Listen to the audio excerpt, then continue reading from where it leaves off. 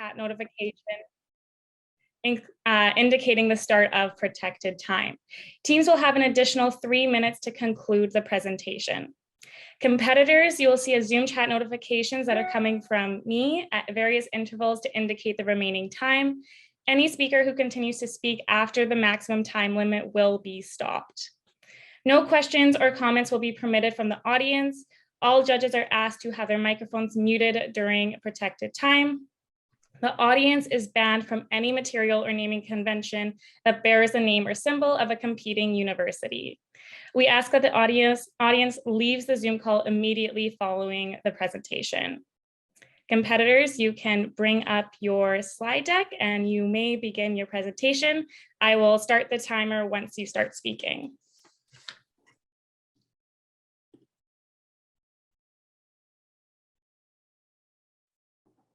Good morning, judges. My name is Lance, and it's really nice meeting you all today. Hi, everyone. My name is Jeremy. Looking forward to presenting to all of you. Hi, everyone. I'm Sophia. It's great to be here.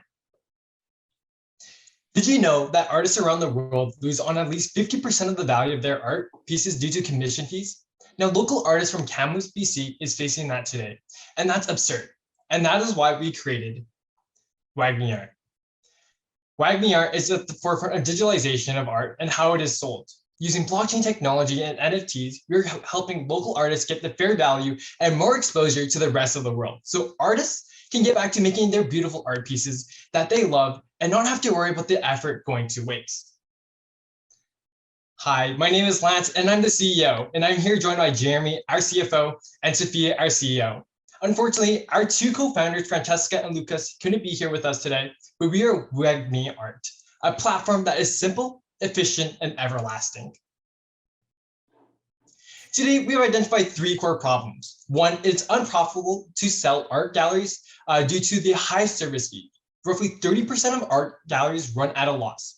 Secondly, there's a lack of local artist presence since it's difficult to promote themselves as a small artist. 59% of small artists feel that this way. Finally, local artists are being left behind in the digitalization of art during the pandemic. 67% of art buyers purchased online in 2020. We have an amazing opportunity today.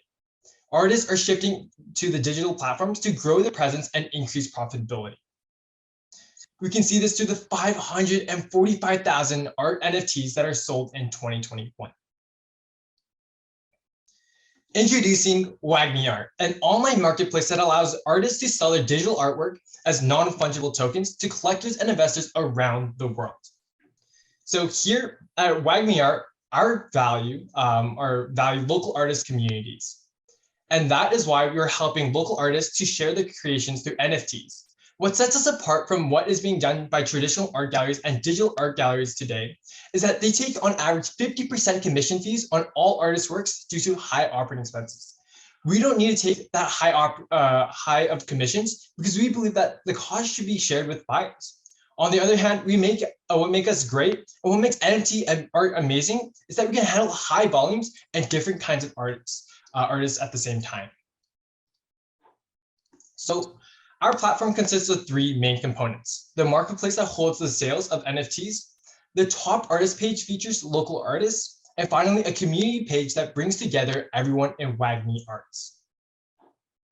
So this is our MVP. You can see on the left our land page where our buyers and artists will sign up with their email and digital wallets. On the left of the market, on the right side is the market page.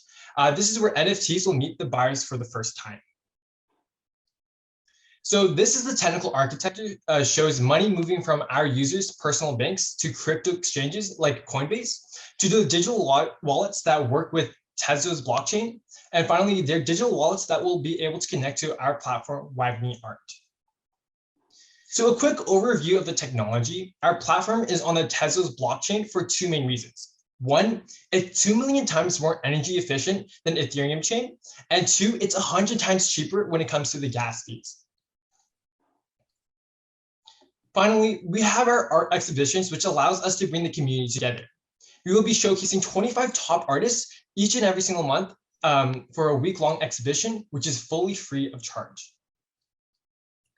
Now let's take a look at our user. Meet Shay. She's an artist from Kamloops that loves to paint. She wants to share her work with the community and make some money from it. But with COVID-19, many art galleries are closed, so she doesn't get the chance to share her work with potential buyers. Now she's looking for an easy way to showcase her work and sell it to a vast audience. So let's walk through Shay's experience on our marketplace after she set up her account. So once her our NFT is purchased, she will get a notification. The platform's blockchain verifies the sale and then sends her the money. Afterwards, the buyer will receive the NFT in his digital wallet. If there's a physical component to it, including the sale, this will be sent directly to the buyer as well. Then the transaction updates are sent to both Shay and the buyer to confirm they both got their money in NFT, and then they can move on to the next transaction. For our competitors, we evaluate on the commission take from the owner's assets, in this case, artists, and the transaction fees of the buyers.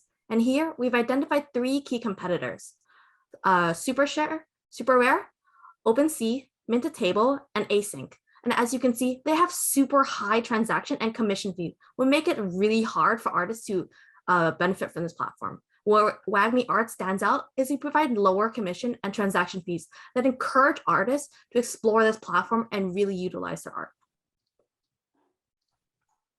So what makes us different is the low commission fees of 10%, the low gas fees since we're on the Tesla's blockchain, and finally, we host NFT exhibitions in BC to bring together our community. Investors, I'd now just like to show you exactly how big of an opportunity we're bringing to the table here. The global market size for online art, which includes auctions and sale of NFTs, is $50 billion. North America comprises 42% of that market, which brings us to a serviceable addressable market of $21 billion. Now, with very few competitors in this space, we're confident that both our unique value proposition and go-to-market strategy can get us at least 5% of the North American market, which brings us to an eye-watering potential revenue of $1.05 billion. And how we're going to monetize our business is by facilitating these online NFT transactions. A traditional art gallery, for example, like Lance mentioned, they can take up to 50% of an artist's sell proceeds. Some even go to 75%. While we charge a much more favorable rate of 10%. Along with that, we also charge the buyer an additional 3% of that proceeds to make this model economically feasible for us. With approximately $250,000 in monthly trading volume in our first year, we expect to make $400,000 in our first year of operating, which is 2023. Now let's talk about implementation strategies to bring this idea to life. In our pre-launch, we'll be focusing on pilot testing our platform with the Kamloops arts community and showcase the value of our NFTs. When we launch, we'll be focusing on onboarding artists and buyers. And as we grow, we want to expand our offerings to beyond the art industry and into the music industry to further help the art and creative community. And in order to make that happen, we're asking you for $1.1 million in exchange for 12% equity. In order to mitigate the risk of your investment, however, we're going to break this into 2 tranches based on the conditions that we have to meet. First, we're going to need $400,000 just to build the platform and our MVP. And after we reach 60% capacity on our waitlist for our users, that's when we need the other $700,000 to build on that MVP and start operating. Most of this capital, as you can see here on this breakdown, is really used in the R&D and developing this platform even further. And with this investment, we're looking at a juicy 4.1x ROI. And this is how we're going to get there. By the end of the year, we'll have at least 300 artists that are interested in using our platform to sell their artwork. We'll launch in 2023, break even with $1.5 million in EBITDA in 2025. And in year 5, we're processing approximately $20 million in transaction volume every month. Now, I'd like to open the floor to any questions. No? Yeah, I see Brent there. All right, I unmute myself. Thanks. So how are you planning on driving people to your site and your art to generate those types of revenues? Yeah, that's a great question. So let's just dive into the go-to-market to show how we're going to do that. Oh, not this one, the other one. So how we're going to do this is doing the initial pilot testing. These are first our milestones I want to touch on. So we're first doing pilot testing by leveraging the Kamloops community. We have several partners they'll be working with, like the Arts Hub and such. They already have an existing base, as well as our co-founders, Francesca and Lucas, who already have a presence in our community. So leveraging those first connections through word of mouth is how we do our initial pilot testing. Afterwards, from here, we'll be providing a free service. So as you know, there's more than just two-dimensional planes of art. So we're using our 3D scanner in order to take their 3D art and make it available into 2D plane so that they can use NFT, so that they can convert the artwork to NFTs. And from there, we'll be moving on to the other artists, so painters, sculptors, and digital artists, and be using paid social media platforms and influencers, since this kind of community really relies on word of mouth and really sharing that creative media. And as we expand into the music industry, we'll be working with online music communities and leveraging PR campaigns through having our exhibitions and such to further build that credibility and draw people in for our to use our platform. See, Brianne also has a question there. Yes, so you mentioned at the beginning that you plan on doing artists, like 1 week long launch periods for artists. So how are you planning? I understand that this strategy on bringing people to the market, but how are you planning on such a quick turnaround for artists to bring buyers and artists together once a week? And who's managing that? How are you driving people to the website for this short period of time? Are artists creating exclusive art for that? Just trying to understand like how that process will work a little bit better. That's a great question. So for how we'll be managing, so we'll be facilitating that interaction with them. And in terms of what kind of art, it's really up to them and to show what kind of work. They don't have to make it exclusively for us. It's just what kind of art they want to have available as a non-fungible token to sell. In terms of the turnaround time aspect, we don't believe that's a problem because we'll be working with them heavily to make sure that they're comfortable, and we're building that initial user base and talking with buyers already on the platform. So that way they're able to have a large accessible pool of buyers before they even go in. So they don't need to worry about like haggling down different buyers, as well as we will help them out with that aspect as well. Thanks. See, Ted has a question there. Yes, in the Kamloops market, should there be a study done on the acceptance of tech-savvy people versus people that aren't that comfortable yet with cryptocurrencies and crypto wallets as a method of exchange, either the artists or the customers themselves? Is there a backup plan if cryptocurrency concept is a gating issue? Yeah, I can answer that question. So we actually looked in the population of Kamloops, and the majority of the population is between the ages between 18 and 25. And that's the perfect target group that is actually technology savvy. So we know that Kamloops is actually their audience or their population know how to use the digital internet. So it would just be a learning curve of just teaching them how to use NFTs and just search feeding on the web of how to like create your NFTs and get onto our platform. I see Luca has a question. Yeah, I was curious on the $400,000 of development. Can you break that down further? That number just seems a little high for me. Yeah, of course. I can talk about that a little bit further. So really the $400,000, that's also to hire developers that are familiar in this space. Now, Lance Chen, our CEO, is also experienced in this industry. He has been working with NFTs and cryptocurrencies for his own business. And I myself and also am my S major, and I can help out with the development itself. But really what we're trying to do with this $400,000 is also bringing some people with the more technical expertise in order to bring those APIs and those integration, and also building the UI and the UX so that the user can use it easily. And I see Brianne also has a question there. I'm just wondering about the tech support side of it, because obviously you're going to have with weekly artists, a batch of weekly artists, and their cohort of buyers. There's going to be a lot of back and forth and tech support needed to make sure photos are uploaded properly, quality assurance, all that type of stuff, interacting with the platform and finalizing the transaction and creating a compelling product. So in this budget, have you accounted for that type of support and demand based on how much volume of artists you're churning throughout the year? Yeah, of course. And I can address that question. Let me just go into the income statement here. So in our income statement, we're budgeting for administrative and operations as well, because we are expecting to have some technical hiccups here.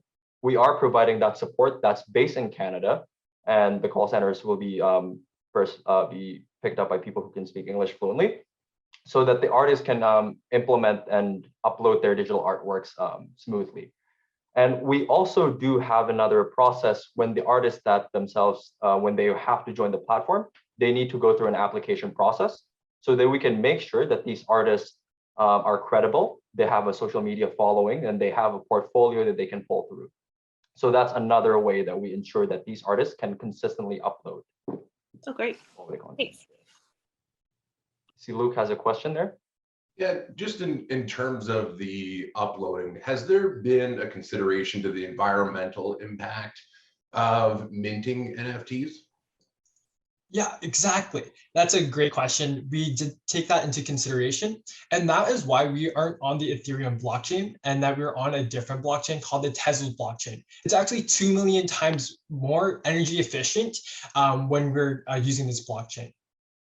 Yeah. So it's actually 2 million times more efficient, which is basically sending out the same amount of energy. Creating an NFT is the same amount of energy sending out a tweet on Twitter. Exactly. And I see Brent has a question there. Yeah, I just wanted to go touch back on Ted's question again. You on the means of purchasing only through NFTs. You did some good research there for local Kamloops and the youngness of the crowd. Do you feel that crowd, the 18 to 24, whatever you noted, were the ones with more disposable income? And you also looked at an addressable market of like $1 billion. That's obviously not just locally in Kamloops. So was there research done outside of your area? Yeah, so that market size also includes North America overall, so Canada and the US. We are also actually planning to expand to the US itself by 2026. So yeah, that market size itself not only encompasses Kamloops. Okay, and to the point that basically, do you find that the young crowds are the ones that are going to have the disposable income? If you're thinking you're only going to sell via NFT and crypto wallets, do you feel that you can meet your sales projections by just focusing on the ones that are tech savvy? Yeah, actually, we did some research into that as well. And one of our research findings is that one of the biggest crypto holders are people between the age of 35 to 44. And the average crypto holdings that they have per piece is about $250,000. So based on that research and matching that demographic with Kamloops, that's why we're confident that these people will have the capital to invest in it. I see Ted has a question. Yes, adding to that about demographics that both Brent and I have discussed, it seems to me that to make significant revenues, the art pieces have to be more and more expensive. And to me, there's an inverse relationship here that the demographics of cryptocurrency savvy people are the 18 to 25, using Kamloops as your example, but people more at my age would be the ones that could afford the larger pieces and higher price point pieces to help you achieve your revenue targets. Yeah, I'd love to address that question. I'm currently 20 years old and I'm heavily invested into cryptocurrency and NFTs. And I know a bunch of my other friends as well are invested into NFTs. So Kamloops is a starting base for our company, and that we want to get a bunch of artists that are from there. But we also want to expand across Canada as well as the rest of BC. So there's different parts and different cities across Canada where students my age, as well as people around my age group, has disposable income to be able to invest into NFTs. And I see, Luke, you have a question there? Yeah, so as you kind of included I'll say the more broader market of North America. Who's your competition in this space then, and how do you differentiate against them? Yeah, so I can touch on that. In terms of our competition, it is three main ones, which is Super Rare, Async, Marketplace, and MintSpace. So how we differentiate from them is that they're really catering more to the high rollers, which they need which means that it makes it harder for artists to be on these platforms. They would need a lot of disposable income to get started because they take a large commission fee. But for us, we have a lower commission fee that encourages artists to use our platform. So that way they're constantly able to upload their art and able to sell it in a meaningful way, as well as same for buyers to get on board. Let's say you're not a high roller, but you're interested in buying art and art NFTs. And this makes it easier because you're not charged as much as our competitors. A second part that makes us unique is that we also have an art NFT exhibition for our users, so they can showcase it in a more immersive way through that aspect and open the door to other avenues beyond just the screen context. I also just want to add on there that we're also on a different blockchain, which allows us to really differentiate on the different users that are on that blockchain. People on this blockchain are really focusing on lowering their gas fees, which is on the Ethereum blockchain, it's $100, but on the Tesla's blockchain, it's only 14 cents. And we're also very environmentally friendly. So there's different aspects where we differentiate with other companies, where we are on a blockchain that is more sustainable in many different aspects. And I just love to touch on the revenue buildup to see how our company will perform in the next 5 years. So the average sale value of NFTs that we're looking at, and this is based on competitor data, is about $1,800. With that revenue figure, we're expecting to break even in 2025. And by 2026, we're making an total revenue of $32 million. So I'd like to touch a bit about our marketing strategy here.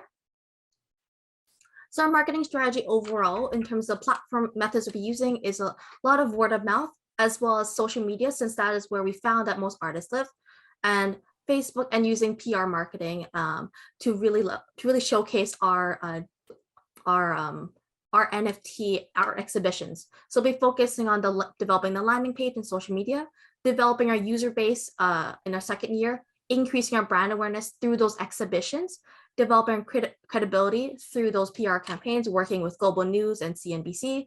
And year 5 is expanding our reach to the music community, of having live concerts as well to showcase up and coming artists. And in terms of our KPIs, next slide, KPIs. In terms of KPIs, we plan on achieving a 20% conversion rate from our pilot users, a lead generation rate of 5%, and really pushing those medians, pushing the word of mouth, a retention rate of 25%. And so this is our marketing budget overall. As you can see, we're really focusing in terms of social media aspects, since that's where they all live, and really leveraging the influencers as well that are in the market to showcase the future of art. So today, you have brought up many great questions, and we appreciate you all for them. Mentorship and guidance is what we seek in our investment today. And with your investment, we have a vision and mission with that. Our vision is to push the boundaries of human advantage through innovative technology. And our mission is also to improve how art is currently being sold, leveraging NFTs and blockchain technology one piece at a time. So there's an ethical policies that we can see today. Today, the world unethical artists lose 75% of the value of artwork through commissions. And WAGMI Art prides ourselves with providing Thank you, competitors. And that concludes our presentation for today. Competitors, you're free to leave the Zoom call. I just want to say we really appreciate your time. We just don't want to just say, don't have just a great day, but have an amazing day. Thank you, guys. Thank you. Thank you. Thanks. Bye. Bye.